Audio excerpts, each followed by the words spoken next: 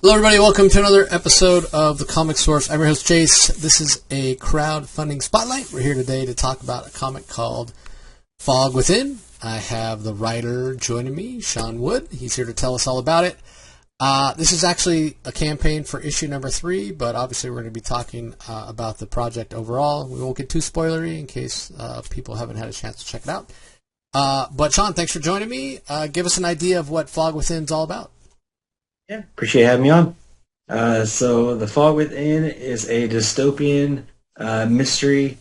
Basically, the start of the comic is our main guy, Hunter. He has a catastrophic event happen in the present. 3 days later, he is running, and he runs into some fog, and all of a sudden ends up 26 years in the future and doesn't know what the heck's going on, how he got there. Some people know that he's there, and you're on for the ride at that point. Yeah, it's fascinating look. You know, I read a little bit about it in the press release you sent me. So you want to tell everybody how you actually came up with the idea for the series? Yeah, so I'm a runner. I was actually training at the time. Not right now because I'm more writing than I am running, but it was just a foggy day. And I just had the weird idea, what if I ran through this fog and ended up somewhere else? Where could it be? And I just ran with that idea and just couldn't stop writing after that.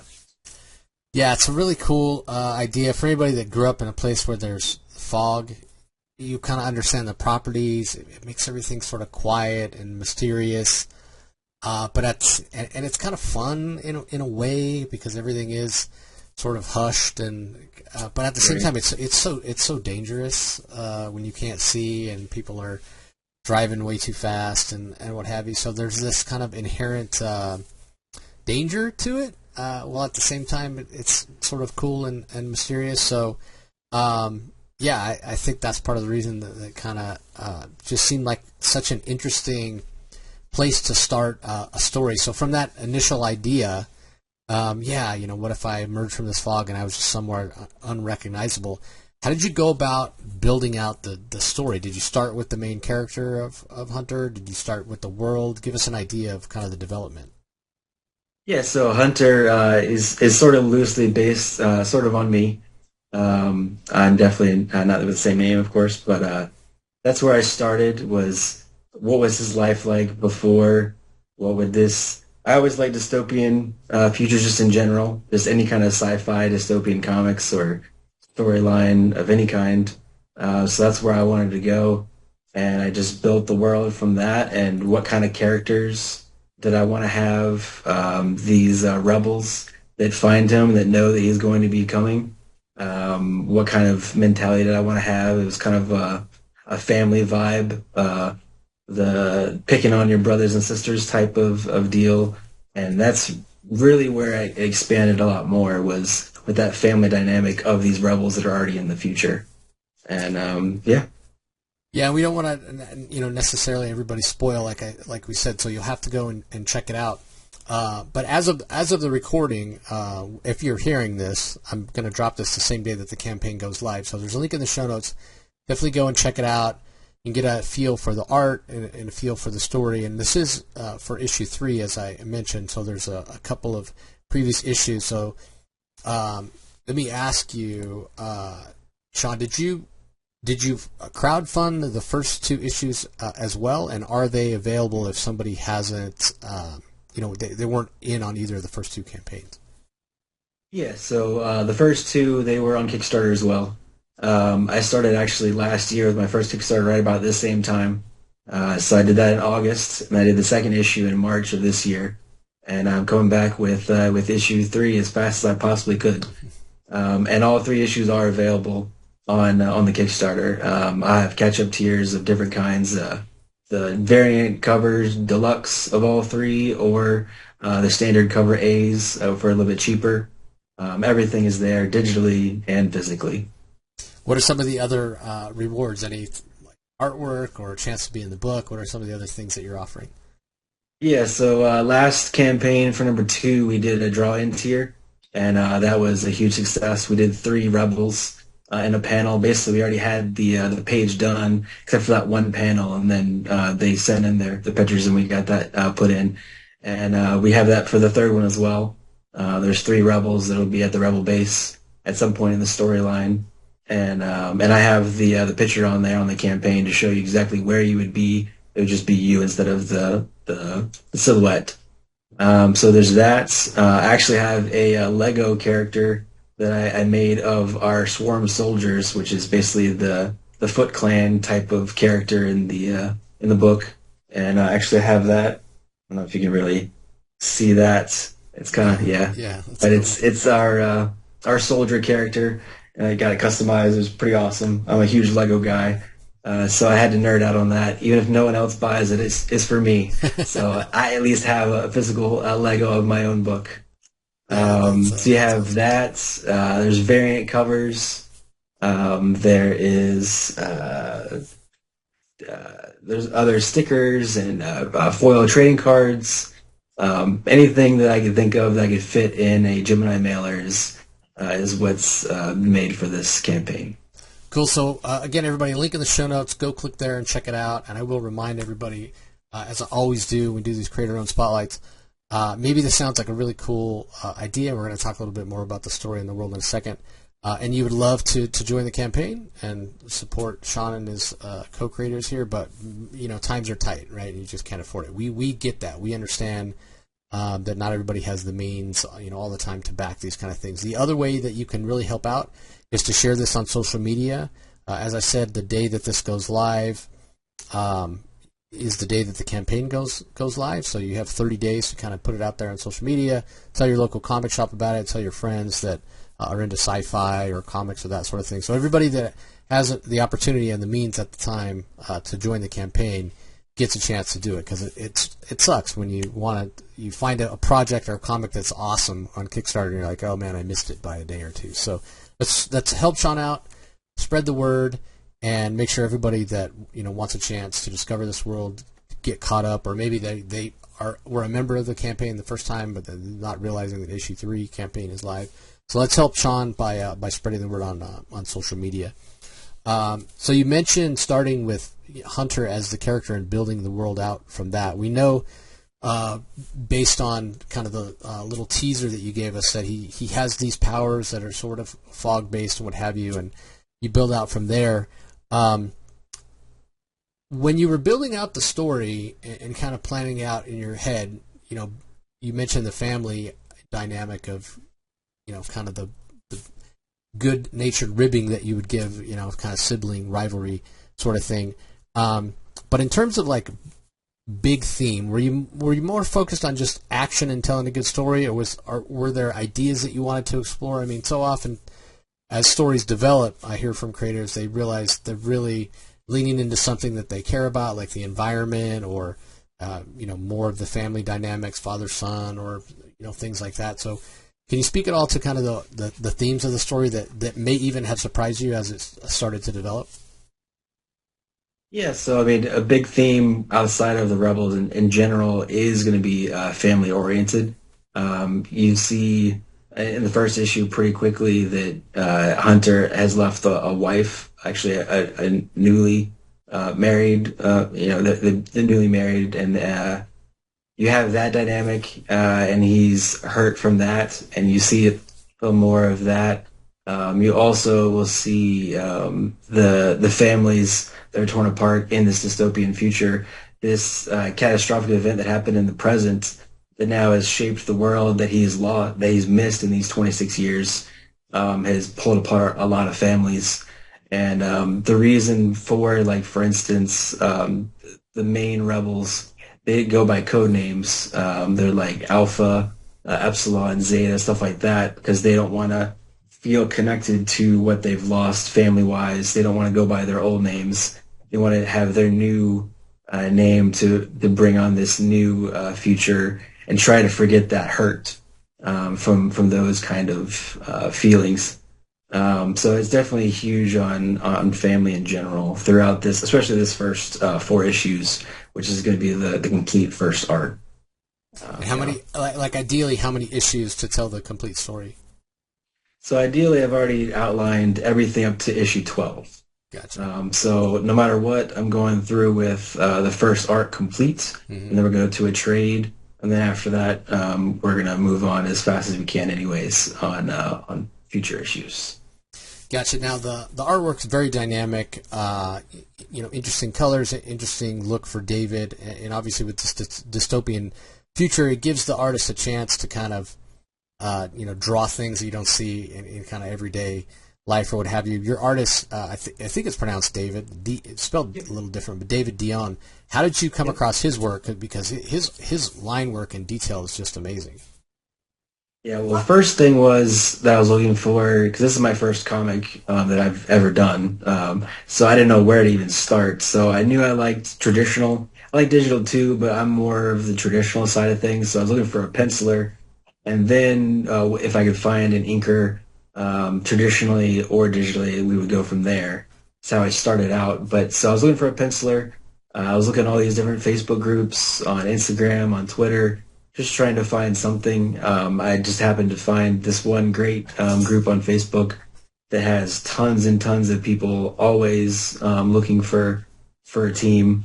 And I was on there for about a month and a half, just constantly looking every day. And I found his, and I just got lucky that he was available at the time. And he's been great to work with. I mean, like I said, for my first comic, he definitely helped me along my first issue of how to make the scripts, because I already had the script, but I didn't know going in if someone was going to want the Marvel way or more of a full script. I didn't know really what artists we were looking for specifically. Now I know his style, so I do hit the style that helps him move along with the story. And yeah, we've been together for 3 issues now, and we're already ready to start number 4 in November, hopefully.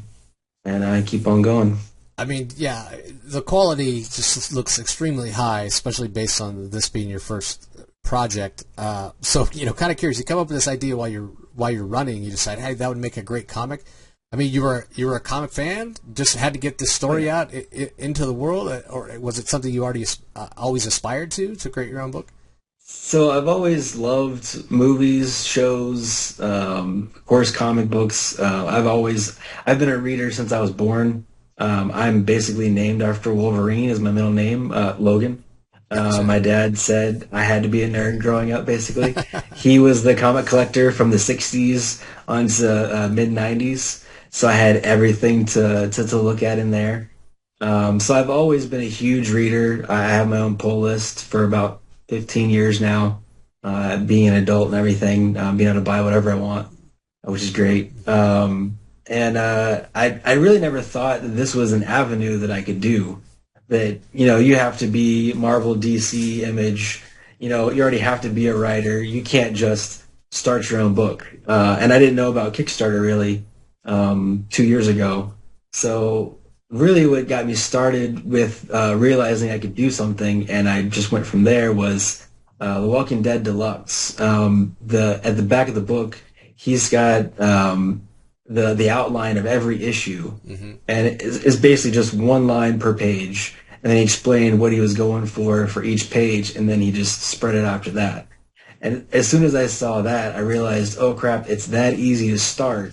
Just have an outline, and then try to expand from there. And I know that sounds really basic and simple, but it just clicked after that. And then I had to look for every writing class I could possibly think of, and I just learned from those classes and just started writing, and I haven't stopped yet. That's really cool. One of the things that people that are starting out struggle with, or the thing that I see that is often the biggest challenge for them, and sometimes it takes a little experience to kind of get under their hat. And we'll see if this was a challenge for you, is pacing, right? And the idea that you're so limited. A little bit different for Kickstarter, because you can kind of, choose the number of pages that you do, and then, set the price accordingly. But still, space is always at a premium, especially you got to pay the artist and that sort of thing. So when it comes to pacing and deciding what you're going to put in and what you can put in terms of dialogue, what you can let the art show, so you've got the pacing of the story itself, what shows up on the page, and what you specifically need to convey to the readers, as well as the visual pacing of what's happening between panels even, and that sort of stuff. Did you find that to be a particular challenge? Was that something that it took you a while and you feel like you're still working on it? Yeah, so I've definitely gotten better at it, being in the third issue, but I wanted to experiment a lot in the first issue because I didn't want to do the standard, just typical type of story. So I definitely took on a lot more than I thought I was, going in, and now I'm in 3 issues. So I'm just going to keep on going with this crazy, very specific story, and I'm having fun doing it. But yeah, the pacing was hard. I watched a lot of videos online, and basically the easiest thing to start with pacing was, they were talking about like each type of scene should be around 4 pages. So try to do like build from 4 pages and then build your next 4 pages and so on. So that's kind of how I started. And then I tried to just work with it of what made more sense. I needed a little bit more to this, or a little bit less to this, and that kind of thing for the pacing. That's really great. Again, I love that you were like literally inspired by Kirkman's outline and then script and what have you. Have you ever had the opportunity to meet him and say, hey, you know, inspired me to make my own book? No, I haven't. I went to New York Comic Con like 10 years ago, and I was trying. That was one of the people that I definitely wanted to meet back then. You had to be a VIP to meet him at that point, because every time, by the time they opened the doors, he was already like his line was already full for the day, every day. But that's okay. I mean, he's a big deal. But I have met plenty of other creators. Last year I went on just trying to meet other indie guys. I went to like 5 or 6 different cons, sort of in like a 3 hour radius from my home, and just trying to meet anybody that I could, show any pages that I could, try to get support. And I showed some big people, and actually one of the people that I met for actually one of his classes, and actually I meet with him every once a month, is Scott Snyder. Okay. And his class has been huge for my whole development. I meet with him tomorrow for my monthly meeting about issue 4, trying to get ideas of where I need to work on something, or where something is really good and just builds me up and makes me feel better, that I'm not a sham type of deal. But it's, yeah, his class has been the biggest thing. And I met him, actually. He came locally to one of our cons. And since I meet him every month, he meets with a lot of people, but he actually pointed me out in the crowd and told my son, your dad's a really good writer, before I even said anything. And my son like had the biggest eyes ever, and he's like, oh my gosh, he actually knows who you are. It's like, yeah, it's pretty cool. Yeah, that's awesome. Yeah, Scott's great. He's helped an innumerable number of writers. I know a lot of people who've taken his class, and yeah, a lot of them have done stuff on Kickstarter. Obviously, probably his most famous pupil being James Tynan, who's gone on to great success himself. But others like Marguerite Sauvage and what have you. So yeah, that's great. Other ideas for stories now that you've got this one? I mean, obviously you're focused on this until it's done, but has it awakened something in you that you want to continue? Like, is this something that you think it'll always be a hobby, or you want to maybe possibly make it a career? What are your hopes? I mean, I would love for it to be a career. Right now, I'm fine with it being a hobby. Starting out, I did think, with my first issue, I'm going to immediately make money on it, and I'm going to just keep on going from there. There's not that many people doing it. And then I was like, oh crap, there's actually a lot of people on Kickstarter at all times, and they've been doing it for a while. And but I'm okay with the hobby for the moment. I would like to be published. I am trying to do the anthology side of things, trying to get on some things. I haven't done it yet. I do have some things in the works, hopefully. But like I said, I met a lot of indie guys. The community that I've found, there are a lot of big supporters of each other.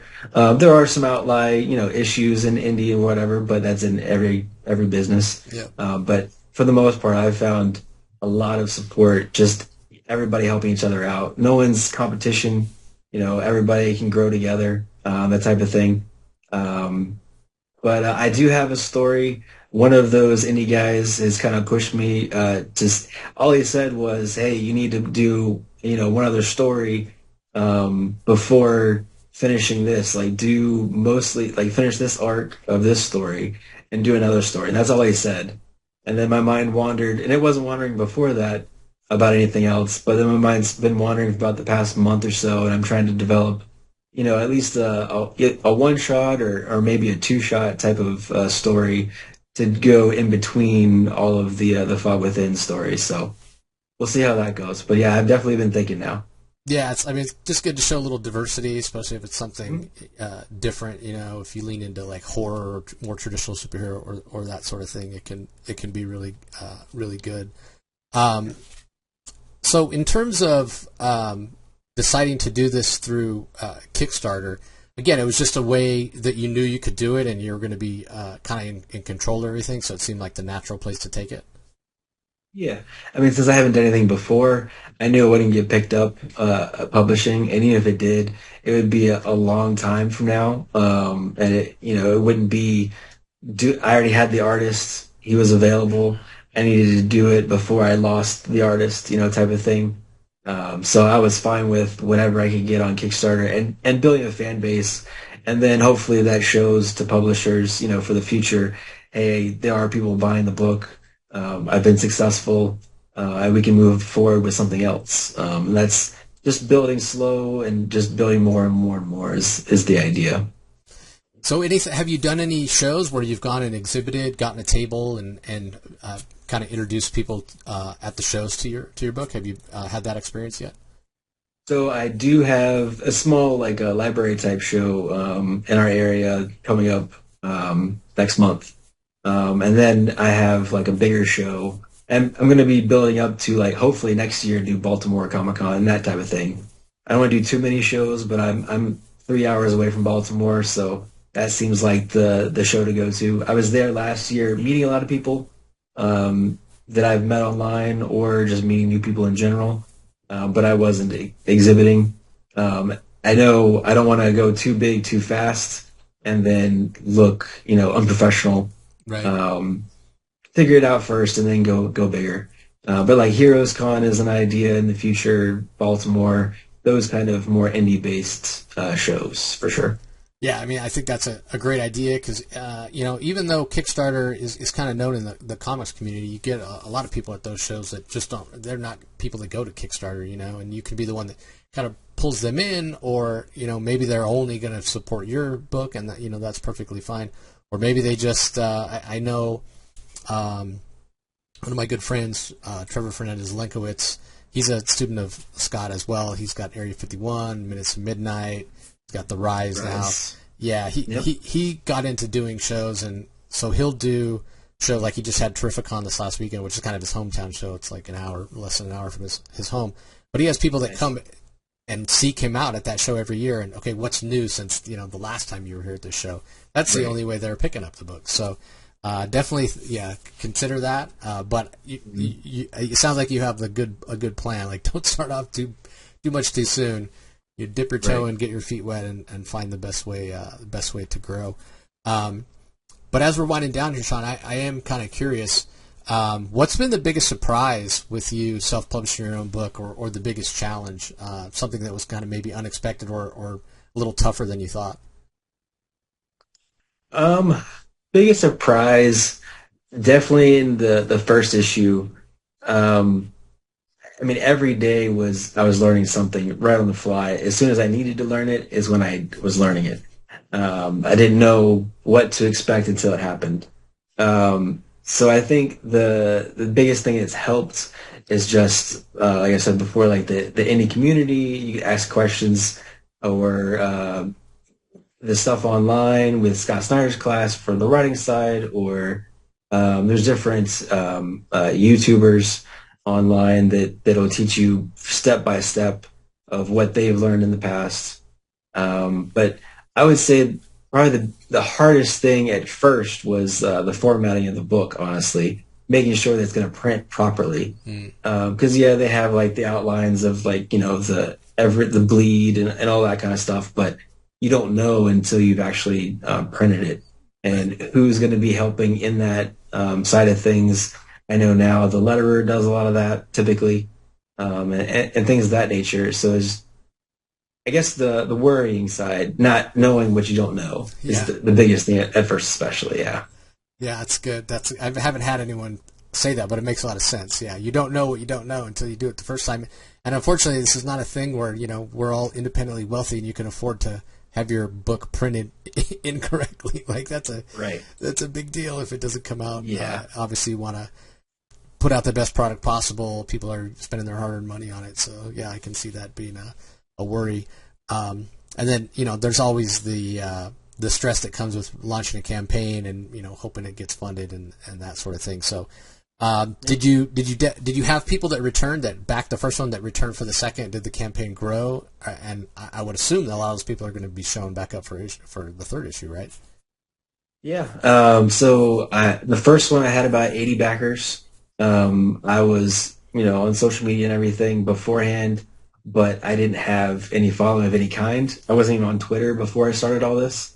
My first tweet was, I'm a new creator. Let's do this journey together, basically. Yeah. I had 80 backers for the first one. I had 98 for the second one. And I've had about 3 or 4 months that I've been trying to do a lot more social media, trying to prepare for this one. I got a lot more followers, a lot of new followers for the pre-launch that I'm excited about, and a lot of people are talking to me about it that haven't, read the other two issues. And it's cool to have that feedback, because really the first issue there was no feedback whatsoever. I wasn't in the indie sphere at all. The second issue, I had indie, people around me, and they were supportive. And now I have fans that have been talking to me, and like one of the drawn-in characters for issue 2. They've actually been talking to me, once a month or so since the second one came out. When are you coming back? I want to be drawn in on the third issue, and they have plans for their character, even though it's a drawn in character type thing. And I said, yeah, if you definitely come back for the drawn in, I'll definitely try to do like a little mini story for that, because that's huge to have that backer. Yeah. And I have local people that have been really excited about it. I'm in different stores in my area too now, and they want to support it, and it's really cool seeing those people and seeing fans around me. One guy actually recognized me in my area, and I was like, how do you know that's me? It's just a weird feeling. Yeah. It's great though. I'm all for it. But yeah, so it's building now, and it's nice to see, and hopefully it just continues to do that. Yeah, that's awesome. Definitely exciting time. So best of luck with the campaign. Remember, everybody, link in the show notes. Go and check it out. Don't forget to share it on social media.